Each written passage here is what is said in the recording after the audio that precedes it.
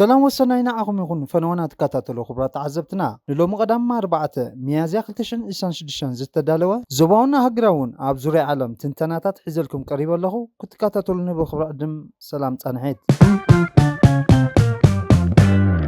مباركس كبرات عزبتنا نايلوم مدبنا اب سلسته ارستي كفافينا قرينا زبعلم اب شغلوت كينات امريكا اسرائيل ايران سفينلو اب زلو اوان إمارات أبكينات متسمادا حتنا بتقينات متسمبارو نزوبا قرن أفريقيا بخمية ألوا أمريكان إيران كابس توقعت نفاريت نزتف وتادر أمريكان نمركب أبز قداد مال زلقوان انتهي تمغنيت سقعت زب عالم نابسال ساكينات عالم نمرح كين هلو بزبلن بسفحو قن رئينا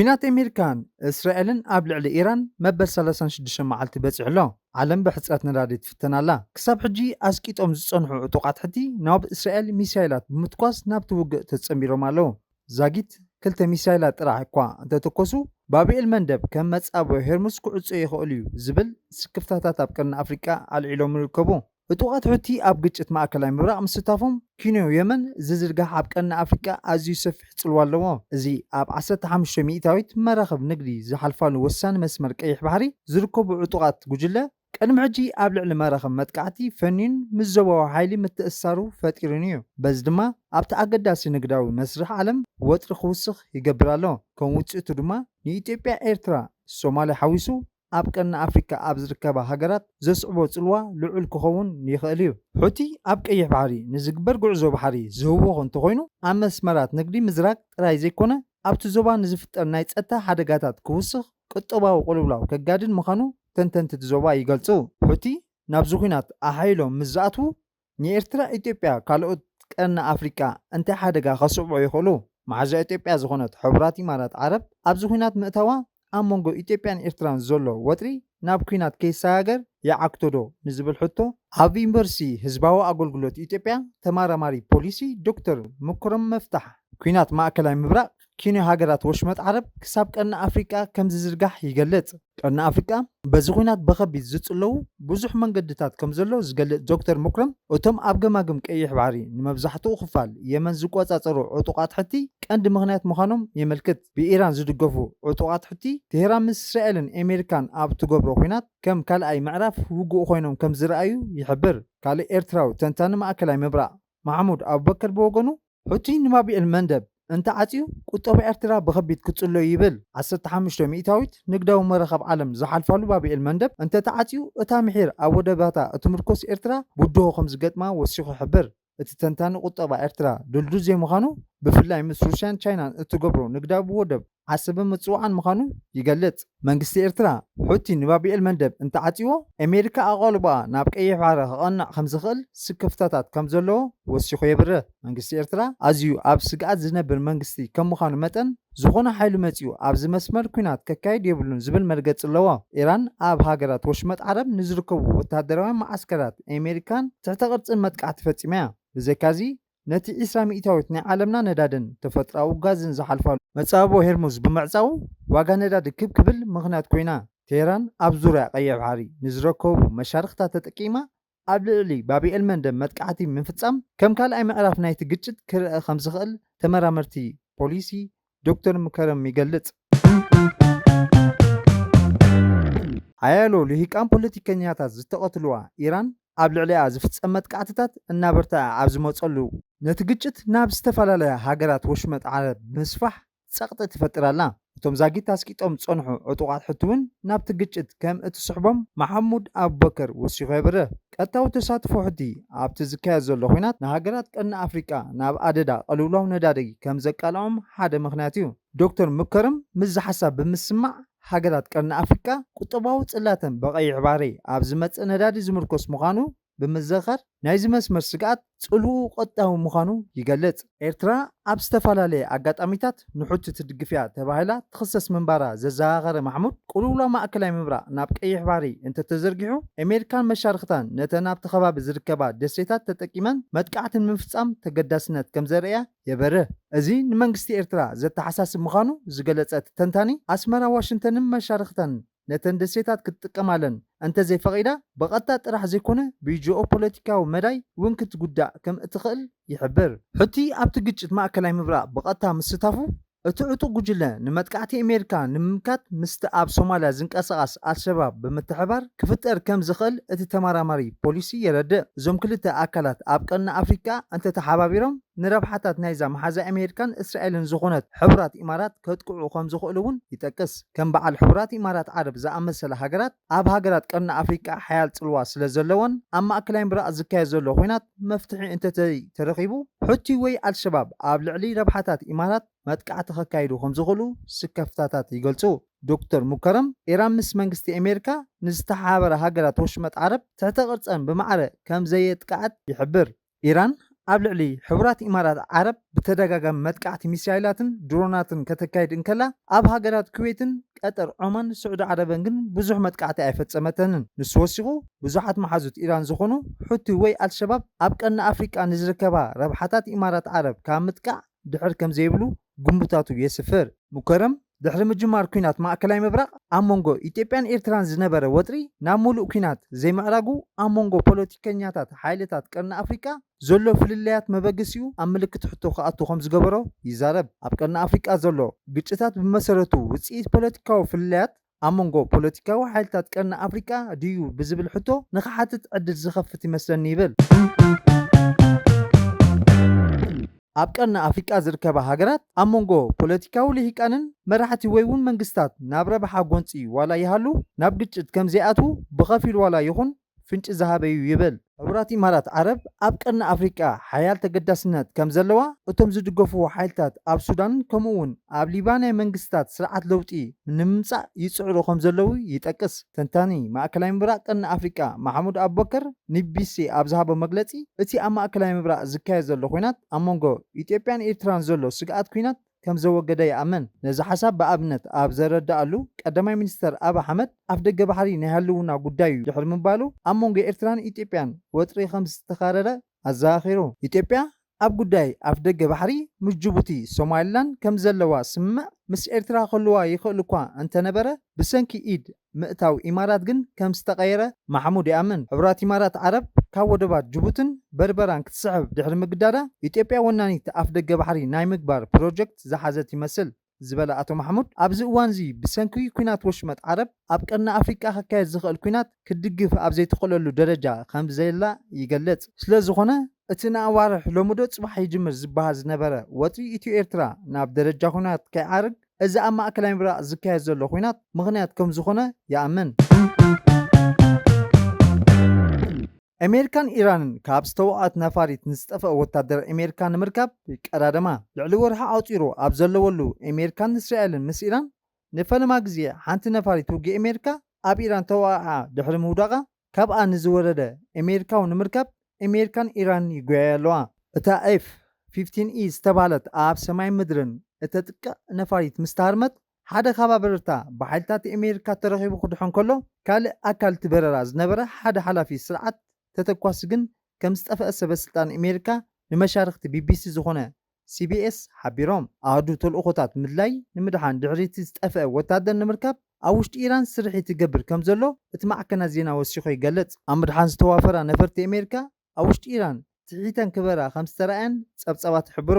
ማዕከናት ዜና ማሕበራዊ መራኸቢታትን ኢራን ብወገነን ዝተሰባበረ ኣካላት እታ ነፋሪት ድሕሪ ምውፅአን ነቲ ኣባል ናይታ ዝወደቐት ነፋሪት ሒዙ ዝረኸበ ሰብ $66,100 ጉንዖ ክወሃቦ ብሰብ መዚ ኢራን ቀል ከም ዝተኣተወሉ ኣቃልሐን።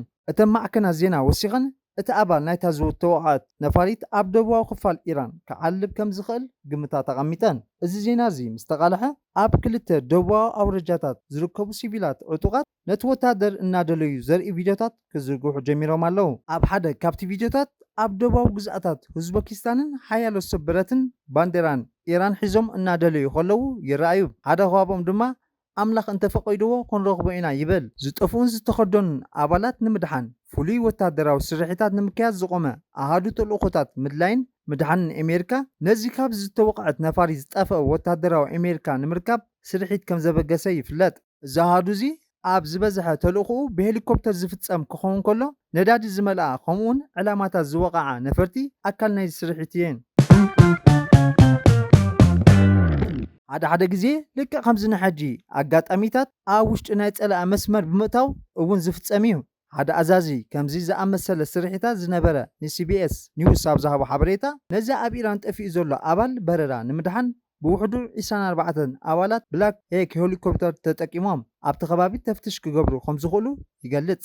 እቲ ስርሒት ኣዝዩ ሓደገኛ ምዃኑ ዝገለጸ እቲ ኮማንደር ኣድላይ ኣብ ዝኾነሉ ካብ ነፋሪት ክዘሉን ሕክምናዊ ሓገዝ ብምሃብ ካብ ውሽጢ ፀላኣ ንምውፃእ ስጉምቲ ክወስዱን ከም ዝኽእሉ ወሲኹ ይገልጽ። ኣሃዱ ተልእኾታት ምድላይ ምድሓን ኣሜሪካ ሰራዊት ኢራን ከይረኽቦ እንከሎ ምእንቲ ከድሕኖ ብቕልጡፍ ምንቅስቓስ ክገብር ስለ ዝተገደደ እዚ ኩነታት ተሃዋሲ ምዃኑ ይገልጽ። ክኢላ ፍሉይ ስርሒት ሓይሊ ኣሜሪካ ነበር ጆናታን ሃኬት እዚ ኣሃዱ ሂወት ኣድሕን ፈለማ እቲ ሰብ ብሂወት ከም ዘሎ ምልክታት ክደሊ ምዃኑ ብድሕሪኡ ካብታ ኣብ መወዳእታ ዝተረኣየላ ቦታ ክሳብ ክንደይ ክርሕቕ ከም ዝኽእል ብምግማት ዳህሳስ ከም ዘካይድ ይሕብር። ቅድሚ ሕጂ እዚ ኣሃዱ ኣብ ኢራቅ ኣፍጋኒስታን ኣብ ዝተኻየዱ ውግኣት ንዝቆሰሉ ወይ ዝተኸደኑ ሓያሎ ኣሜሪካ ንምድሓን ኣሽሓት ተልእኾታት ከም ዘካየደ ይፍለጥ። ኣብ 2005 ኣብ ኣፍጋኒስታን ዝተወግአ ኣባል ሓይሊ ኣሜሪካ እቲ ኣሃዱ ብዘካየዶ ስርሒት ክድሕን ክኢሉ እቲ ፍጻመ ድሒሩ ሎን ሳርቫይቨር ብዝብል መልክዕ ፊልም ተሰሪሑ እዩ። ኣብ ዝሓለፉ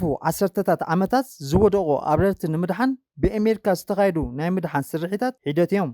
ኣብ 1999 ሓደ ኣብራሪ ኤፍ-117 ኣብ ውግእ ሰርቢያ ድሕሪ ምውዳቑ ኣሃዱ ተልእኾታት ምድላይ ምድሓንን ኣሜሪካ ድሕሪ ዝገበሮ ስርሒት ድሕኑ።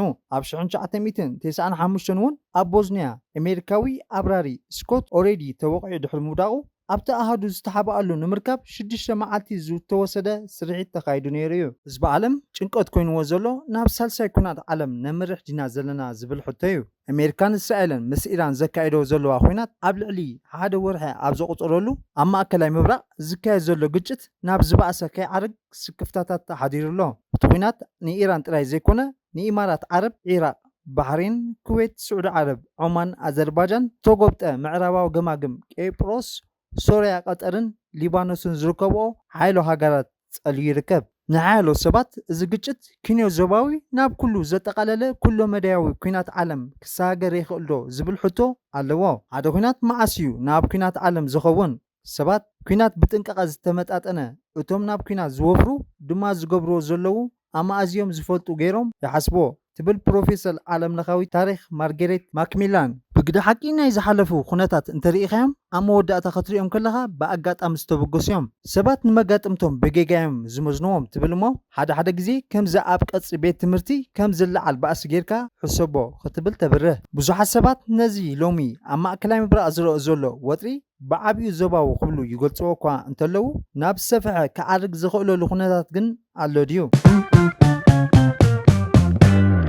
ፕሬዚደንት ዩክሬን ቭላድሚር ዘለንስኪ ኣብ ለካቲት ምስ ቢቢሲ ኣብ ዝገበሮ ቃለ መሕትት ፕሬዚደንት ሩስያ ቭላድሚር ፑቲን ድሮ ንሳልሳይ ዓለም ከም ዝጀመሮ ከም ዝኣምንን ሞስኮ ንድሕሪት ክትምለሰሉ ዘኽእል እንኮም መንገዲ ኣብ ልዕሊያ ጽዑቕ ወታደራዊ ቁጠባውን ፀቕጢ ምግባር ምዃኑ ገሊጹ ነይሩ እዩ። ስለዚ ኣብዚ እዋን ተደቂኑ ዘሎ ስግኣት ሳልሳይ ውግእ ዓለም እንታይ እዩ?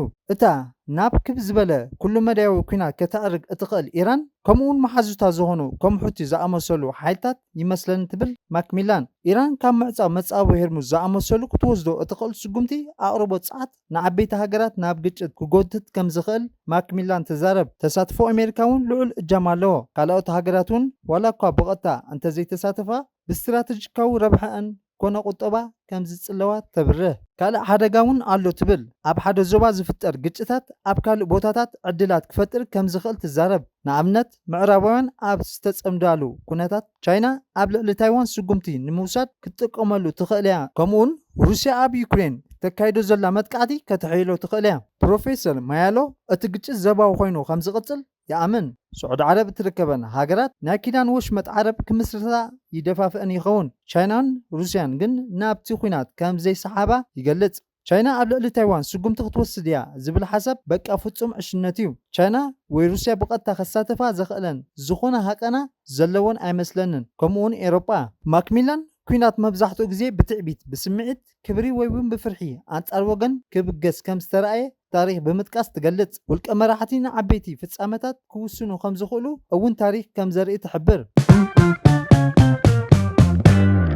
ቀዳማይ ሚኒስተር ፈረንሳ ጆርጆ ክሎሞንሶ ኣብ ቀዳማይ ኩናት ዓለም ሰላም ምፍጣር ካብ ኩናት ምክያድ ዝኸበደ እዩ ኢሉ ነይሩ እዩ። ብመሰረት ማክሚላን መብዛሕትኡ ዓብይ ክሳራ ሰባት ብዙሕ መስዋዕቲ እንተተኸፊሉ መራሕቲ ኣብቲ ኩናት ምእንቲ ክዕወቱ ክቕፅሉ ከም ዝመርፁ ትገልጽ። ንነዊሕ እዋን ከም ገነት ርግኣት ባህግን ዝረኣያ ዝነበራ ሃገራት ወሽመጥ ዓረብ ስዑድ ዓረብ፣ ሕቡራት ኢማራት ዓረብ፣ ኩዌት፣ ቀጠር፣ ኦማን፣ ባህሬን ኣፈርቲ ዓበይቲ ኮርፖሬሽናት ክኢላታት ሰራሕተኛታት ብብዝሒ ስዒበን እየን። ኣብዘን ሃገራት ዝርከቡ መዕረፎ ነፈርቲ ናብ ዓለማዊ ማእከላት ከተማታት ድማ ናብ ማእከላት ፋይናንስ ቱሪዝምን ተቐይሮም እዮም። ኣሜሪካን እስራኤልን ምስ ኢራን ዘካይድኦ ዘለዋ ኩናት ግን ነዚ ምስሊ ደዊንዎ ኣሎ።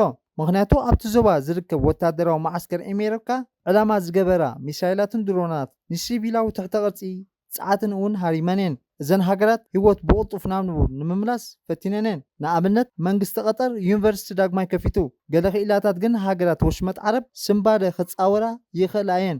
እቲ ኩናት ግን እስትራቴጂካዊ ዳግማይ ምትዕራይ ክመፅእ ከም ዝተገደደ ይምግቱ። ካብ ኢራን ንዝመፁ መጥቃዕቲ ደው ከተብሎ ኣይትኽእልን፣ ምክንያቱ እዚ ጂኦግራፊ ቅርበት ኣሎ ይብል ክኢላ ኣብ ዋሽንግተን ዝመደበሩ ኢንስቲትዩት ማእከላይ ምብራቅ ኣሌክስ ቫታንካ እዘን ሃገራት ሕጂ ነቓ ዓትይወን ኣሎ። ኣብ ናይ እንዳማተን ኩናት ቅድመ ግንባር ኮይነን ኣለዋ። እዚ ኩሉ ኣዝዩ ከቢድ ቁጠባዊ ዋጋ ይኸፍላ ኣለዋ ይብል። ክቡራት ተዓዘብትና ናይ ሎሚ ነበረ መደባትና ነዚ ይመስል። ቁልጡፍን እዋናውን ሓበሬታ ክትረኽቡ ላይክ፣ ሼር፣ ኮመንት፣ ሳብስክራይብ ትገብሩ ብክብሪ ዕድም ሰሰና እዩ።